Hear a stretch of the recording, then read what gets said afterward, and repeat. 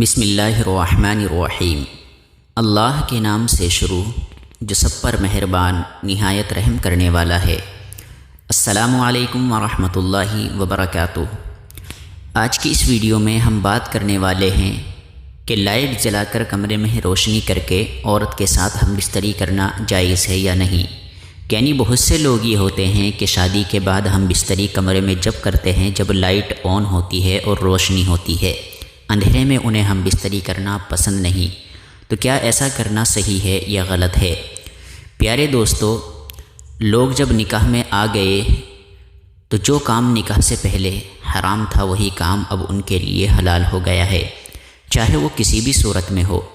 لیکن یہ یاد رکھیں کہ فقہ کا، دین کا ایک اصول ہے، ایک تقویٰ ہوتا ہے اور ایک فتویٰ ہوتا ہے۔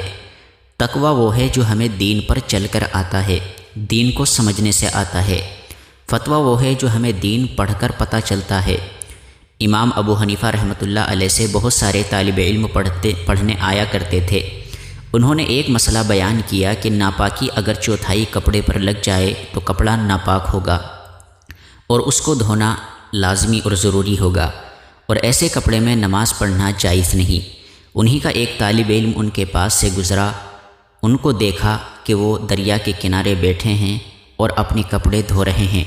پوچھا، استاد جی کیا معاملہ پیش آیا؟ تو انہوں نے کہا کہ میری کپڑوں پر تھوڑی سی ناپاکی لگ گئی تھی۔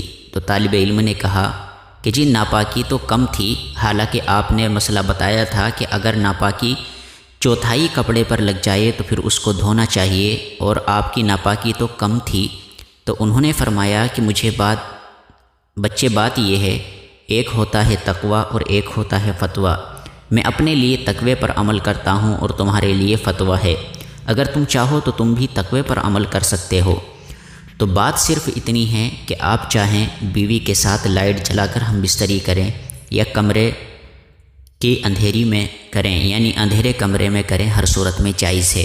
لیکن جب آپ صلی اللہ علیہ وآلہ وسلم کی زندگی پر نظر ڈالتے ہیں تو ہمیں کیا پتہ چلتا ہے؟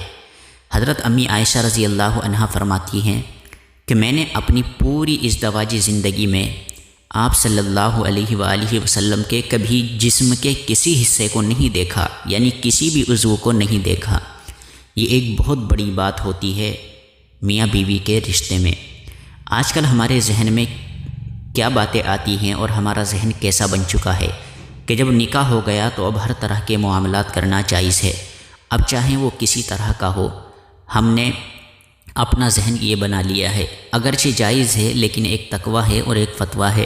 ہمیں چاہیے کہ ہم ہمیشہ تقوی پر عمل کریں، کیونکہ اللہ تعالیٰ حیا والے ہیں اور اللہ تعالیٰ حیا کرنے والے کو پسند کرتے ہیں، لہذا ہمیں حیا کو ہی اختیار کرنا چاہیے۔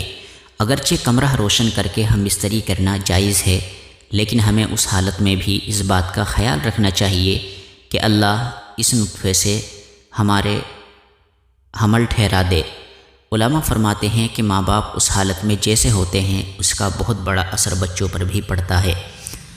اگر ہم شیطان والے کام کرتے ہیں کہ ہم بستری تو کی ہے لیکن سنت طریقے پر نہیں کی، گندی ویڈیوز کو دیکھ کر اس کے مطابق کی ہے، تو یاد رکھیے ہم اپنے بچوں کو اسی طرح پیدا کرنے کے حقدار ہوں گے۔